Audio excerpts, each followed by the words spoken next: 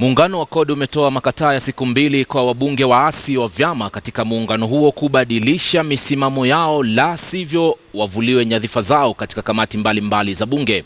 Akizungumza kwenye mkutano wa CORD huko katika kaunti ya Kwale, mmoja wa vinara wa CORD, Moses Wetangula, amesema kuwa wabunge hao watachukuliwa hatua pindi bunge litakaporejelea vikao vyake mapema siku ya Jumanne wiki hii.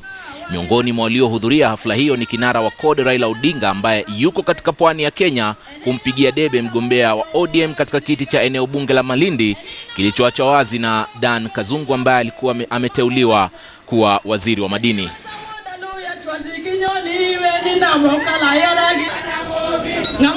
Wale wabunge wanaoasi wengine wako kule Malindi. Jumanne tukifungua bunge, tunawatoa katika kila kamati ya CORD wakae nje. Hakuna chochote ambayo Jubilee imefanya. Wamebaki sasa na miezi 18, hawajafanya kwa miaka 3.5, hawezi kufanya miaka 18 ambayo imebaki.